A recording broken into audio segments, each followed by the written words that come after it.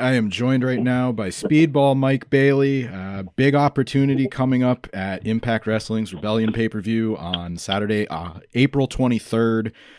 Before we get to Rebellion, you've been having a really great run. The past week has been very notable for some of the matches you had in Dallas over the course of WrestleCon, including Multiverse of Matches with Alex Shelley. First and foremost, how you doing today?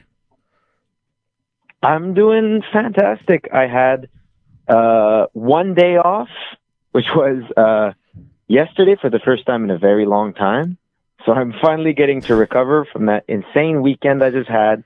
And honestly, I was on the road right after Texas. We started driving up and had a couple more shows this past weekend. So it's been a rough one, but I'm doing fantastic. So I'm glad to hear you're in good spirits, but what do you do on that 1 day off? Do you relax? Do you go sightseeing? Like what's that look like for you? Well, the main thing was I slept in, which hadn't happened in a long time, but I got to sleep an extra 3 hours without having to worry about getting to my next destination, which was fantastic. But no, I'm here with Veda Scott, who is my fiance. We've been traveling together for 15 days now. I'm in San Francisco right now, which is not home at all, but we went to the gym and we just spent some time together and relaxed a little bit. There you go. Can't ask for some better time with your fiance. Congratulations on that. Thank you. I absolutely cannot. So I do want to run down a few of these matches really quick before we talk about the multiverse of matches. But you had quite the week in Dallas. Within this week, you come off of Dallas with a match with Alex Shelley that's being called a match of the year. You have a match with Minoru Suzuki that's being called a match of the year, and then everything else that's going on. When you got to Impact, you kind of talked in one of those, I forget what interview it was, but you talked about sort of feeling like you had to prove yourself. Do you feel like you're showing everyone? Do you feel like you're at that point where maybe you thought you needed to get back in, I think it was October or December you talked about? No, absolutely not. I feel like I'm nowhere near there. I feel like I'm glad that people are... Hello? Sorry? Yep, you're still there. Okay, yep, good. I'm glad that people are, giving my matches praise and enjoying them, and that makes me really happy. But the recognition that I want is honestly much, much further than that, and I honestly won't be satisfied until I'm, very clearly in the discussion for one of the best wrestlers in the world, which I don't feel I am quite yet, but I'm certain I will get there eventually. The other match I was thinking of was in Dallas against Jordan Oliver. That was a different GCW event, but Alex Shelley, Jordan Oliver, Davey Richards, former Impact talent, current Impact talent, Zicky Dice, you were at his show. You won a bonus for the match with Bandito. I mean, that's, I did, not just praise, you're also benefiting financially from it. So you had a hell of a week. Yes, I did. It was 9 matches in 3 days. I was fully going on autopilot halfway through it. But absolutely wonderful. Definitely one of that takes the lead right now as one of the physically hardest things I've ever done in my life. Now topping BOLA 2015 Battle of Los Angeles, which was just ridiculous. And the 13, I think, Canadian Taekwondo National Championships, which was the preceding winner. But yeah, this takes the cake. Absolutely. Now, normally I try to close with a watch list feature. I'll ask, just for some match picks, but it seems like this is a good spot to do it. I'll frame it this way. During your US ban, many people knew you strictly from YouTube matches that made their way online. Now you're getting a chance to show people live content. We just named several of them. So which match before you came to Impact, do you feel like really helped you the most? And then is there one since you've returned to the US? Is there one that you've had in Impact Wrestling that's helped, get you to the next level? I really feel, I may have said this during the last interview because I say this quite often, but I really feel like my greatest accomplishment in professional wrestling and in life is continuous improvement. And I really feel like that latest match I've had with Alex Shelley is the most recent and best version of Mike Bailey you can find. I mean, I've had some great matches aside from that one, but that is the latest and the best, the most accurate version of Speedball Mike Bailey you can get. So that is the one to watch. And as far as stuff before returning to the US, I had speaking of matches with Bandito, we had our first match at WXW in Germany as part of their 16-carat tournament, which I think is available on YouTube now. Mm-hmm. But yeah, myself versus Bandito, which was the last high-profile, very noticeable match that I had before the pandemic hit, and I was forced to stop having matches for a while. Mm-hmm. I'm sure somebody has it. If it's not up there, I'm sure it will be. But the match with Alex Shelley from Multiverse of Matches is up there now on its own. It just actually got uploaded like 2 days ago, so I got a chance to watch the show live, and then I watched the match again itself. Just go out of your way and check it out. There's some really good stuff that came out of that week, including this match. Thank you so much. And I'll move on to Rebellion, X Division triple threat match. I mean, that's right. How are you approaching the match? Because Trey's been on fire. He's been the only champion since, at least not only since you've been with the company, but since you've been offered the contract. That happened in October, but he won the title at Bound for Glory. But then you also have Ace Austin to contend with in the match. You've had history with him. He was involved in your first match in the company. So what's your game plan for Rebellion? How you looking to capitalize and win the title? That's right. Ace and I have gotten to know each other quite well. I've gotten to know Trey Miguel a little bit, and I have been watching him for years. However, as much as I'm looking forward to that one, I can't look past the fact that I'm wrestling Moose for the Impact World Championship at Revolver.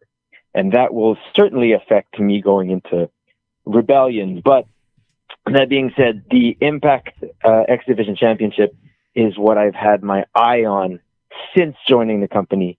It is, to me, the most important, for me right now, the most important title in professional wrestling. So there's going to be a lot of different dynamics at play that I'm going to have to contend with. But I guess the main answer is just do what I always do. Yeah. And you're absolutely right. You could be walking into Rebellion with more gold. That's Pro Wrestling Revolver has a show this Saturday. So it could be world champion, X Division champion, Mike Bailey. You wouldn't even have to use option C. So that is absolutely correct. There you go. How do you feel? Like, you kind of already answered it in a way. I asked about, getting to a certain level, improve yourself, but how do you feel overall your run with Impact, your run in the United States has gone overall so far? Great. But still, I've only accomplished a tiny bit of what I aim to. And I feel like, as much as it may seem like I'm doing a lot because I'm keeping myself very busy. I want to do absolutely everything. I want to wrestle everyone, and I have not done. There's still so many people in Impact that I said I wanted to wrestle from the beginning that I have not gotten to yet. And it'll take me probably a couple years to work my way up to a place where I can say, I am starting to become satisfied and I'm happy with my position. You said it best, continuous improvement. So that is correct. There you go. The number one goal above everything. All right. a few fun ones to close this out. You're from Canada, experiencing the United States. What's your favorite thing about travel in the U.S. so far? Well, food, quite obviously. I've got a long list of regional delicacies that I'm trying to get my hands on, and that's been going well so far. But again, it's a delicate balance between staying healthy and also eating as much Cincinnati chili as I possibly can. But that's been probably the best part about it. Okay. How about you guys were just in Dallas? Were you a Whataburger fan or? So I did try Whataburger. There was the Dr. Pepper milkshake that was heavily promoted that we did get to try. That was pretty good. However, overrated. Ooh.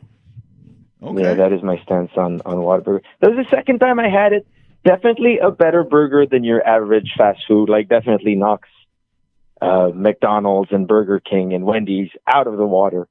However, with how much Texans seem to love it and continuously put it over, overrated.